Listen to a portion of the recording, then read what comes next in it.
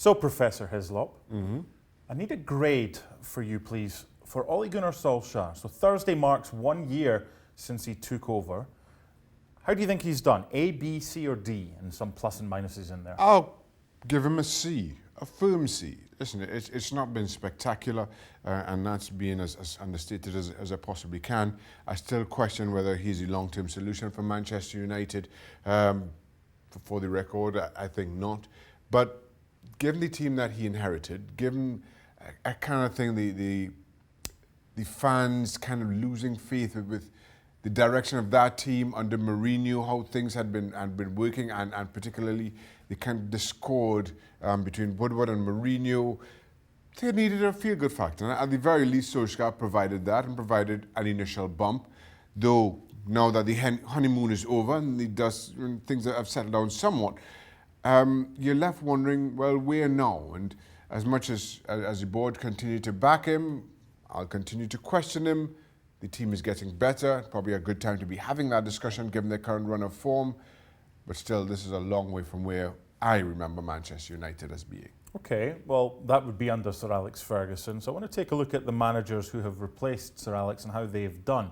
Because to be fair, it's like taking the mic and getting on stage after Sinatra to replace someone like Alex Ferguson. How have the rest of them done? Well, his stats don't really stack up that well, given he's only got like a 50% success rate. What does he need? A whole new team, for starters. A whole new team? Well, listen, he's got the makings of a good team, makings of the foundation of a good team. You've got a fantastic goalkeeper in De Gea. You've got an incredible striker in Rashford. Martial, when he decides to be good, is very good. You've got a midfield that's taking shape, though that includes Pogba, who can be a world beater, but seems more intent to leave than stay. So you've got to replace him, at least in terms of personality and in terms of presence. And as much as you acquired Maguire in the summer, I still don't think that there is a back four.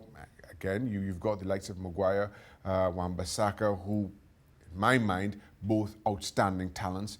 But is this, you still have two holes to fill there, which I'm not sure about. And then there's a big question about depth, which has come to haunt Manchester United in the course of this season. You let the likes of Sanchez go. Listen, Sanchez was doing nothing anyway, you understand that. You let Lukaku go. I feel, would have been spending more time on the bench and not for Martial and Rashford. So you understand that. But then you get a couple of injuries and all of a sudden you're left with, bare bones, and maybe that's allowed the likes of Greenwood to emerge. But still, I still feel that this is a team that is a long way short of competing at the higher end of the Premier League. What's the ceiling for Manchester United with Solskjaer in charge? How high can they go?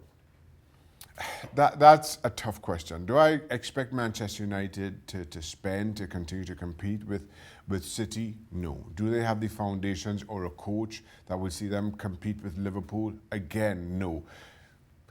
Does Leicester under Rodgers regress to what you may expect as a norm for Leicester? Again, I think they're on an upward trajectory. Probably no. We see what Chelsea do in the transfer market. You've got Spurs, Arsenal, who have either made changes or in the process of making changes. So there's a lot there for Manchester United to navigate in getting back to the top. Potentially under Solskjaer, if they back him and back him well, and things go well, you can see them being in the top four. Do I see them winning another Premier League under Solskjaer? Absolutely not. So how do you change that? If they want to win another Premier League, you're saying they've basically got to get rid of him. How do you do that when he's not in a position right now where you're going to sack him? Well, I've been saying for some time, you've got to, if you want to compete with the big boys in the Premier League, again, you've got to get rid of Solskjaer, bring somebody in and think long-term and back him accordingly. So, me now saying that, I don't see them winning the Premier League is not new, is not news. But if this is what Manchester United are doing, and they've made their bed, they've made their bed, and they're the only ones. They have to account and answer to that. I can't. 1 year on since Ollie got the job, and a C from Professor Hislop.